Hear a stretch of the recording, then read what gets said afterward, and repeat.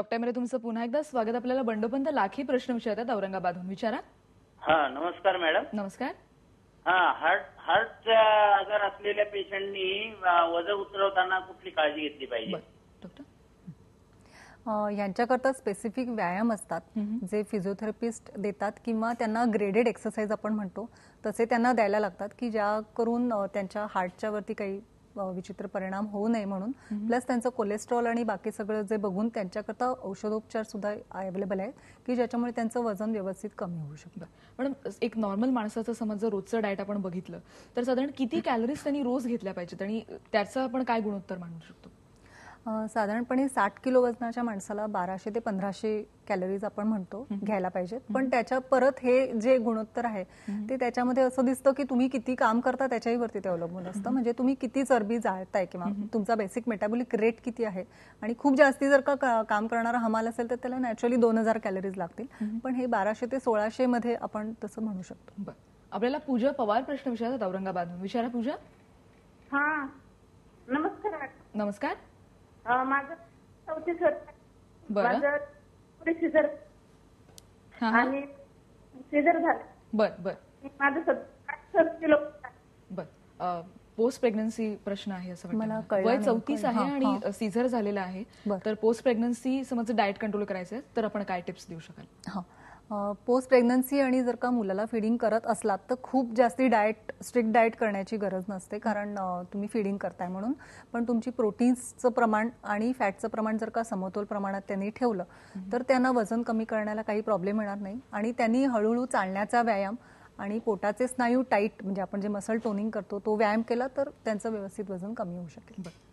जसं मॅडम आता post pregnancy आपण बोललो पण साधारण एक एज ग्रुप म्हटलं आपण तर काय गोष्टी लक्षात ठेवायला पाहिजे? त्याच्याप्रमाणे एक सामान्य माणूस एक आपण एज ग्रुप एक 25 टू समजा 25 ते 45 हा एज ग्रुप आपण लक्षात ठेवला तर वजन कमी करण्यासाठी आणखीन काय व्यायाम असतात का किंवा आपण रोजच्या रुटीनमध्ये काय काय चेंजेस करू शकतो?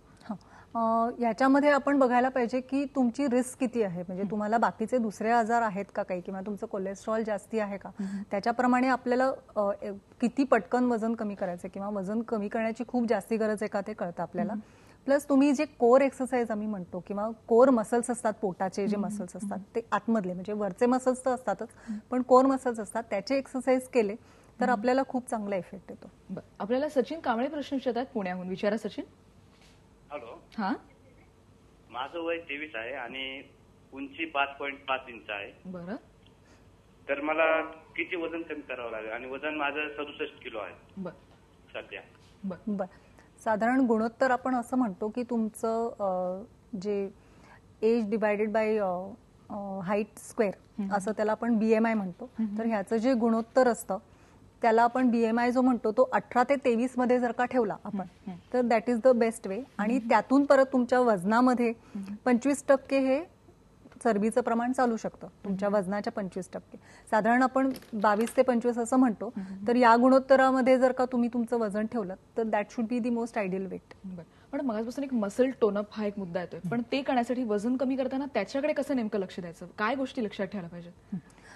तुम्ही प्रथिनांचं तुमच्या जेवणामधलं प्रमाण जर का व्यवस्थित ठेवलं आणि तुमचे जे स्पेसिफिक एक्सरसाइजेस असतात, टोनिंग अपचे एक्सरसाइज म्हणजे चालण्या व्यतिरिक्तचे जे एक्सरसाइजेस असतात ते तुम्ही जर का केले तर ते मसल टोन जेव्हा होतो तेव्हा तुमचं मसल वजन मेंटेन करण्याकरता त्याचा उपयोग होतो। म्हणजे तुम्ही वजन कमी करता पण नंतर वजन कमी झाल्यानंतर ते तुमचं तसंच राहिलं पाहिजे, नाही तर सडनली कमी झालं आणि त्याच्या दुप्पट जर का वाढलं तर त्याचा काही उपयोग नसतो। तर त्याच्याकरता मसल तुमचे व्यवस्थित तोंडप असले तर वेट नंतर मेंटेन करण्याकरता खूप त्याचा फायदा होतो।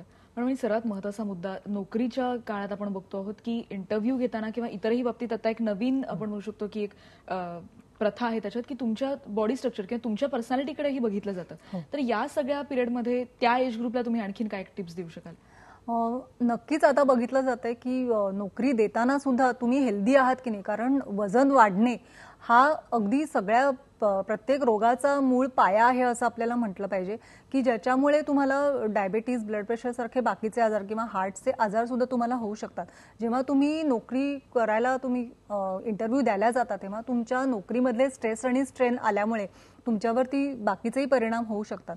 तर आधीच तुमचं वजन जास्ती असेल तर तुम्हाला नोकरी देताना विचार केला जातो की तुमची पर्सनॅलिटी कशी आहे आणि तुम्हाला हे बाकीचे आजार तर होणार नाहीत ना. अगदी बरोबर. आपल्याला स्वप्नील शेजवळ प्रश्न विचारतात औरंगाबादहून. विचारा स्वप्नील. हॅलो हा. मॅम, हा माझं वय 17 वर्ष आहे. बरं. माझं वजन 90 किलो. सुरुवातीला वजन एकदम कमी करत असताना कोणती आपण दक्षता घेतली पाहिजे असा माझा प्रश्न आहे. डॉक्टर. आपण जे पहिल्यापासून सांगत आलोय की तुम्ही आधी सुरुवातीला एम ठरवून घ्या, तुमचं टार्गेट किती आहे ते आहे त्या वजनाच्या 10% वेट लॉस होणार आहे असं गृहीत धरा. त्या प्रमाणामध्ये प्रमाणबद्ध तुमचा जो आहे तो आहार व्यवस्थित घ्यायला पाहिजे.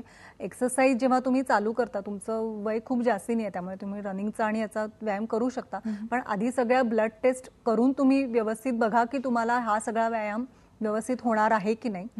त्याच्या बरोबरीने तुम्ही वजन हळूहळू किती कमी होईल आणि समजा पटपट कमी व्हायला लागलं तर तुमच्या लिव्हर आणि पॅन्क्रियास आणि बाकीच्या याला प्रोटेक्ट करण्याकरता काही औषधोपचार असतात, ते सुद्धा याच्या बरोबरीने घेतलं तर त्याचा जास्ती फायदा होईल. बरोबर. डॉक्टर मेरे, आपण इथे एक ब्रेक घेणार आहोत. तुमच्या अशाच प्रश्नांची वाट बघतोय. पहा फक्त IBN लोक.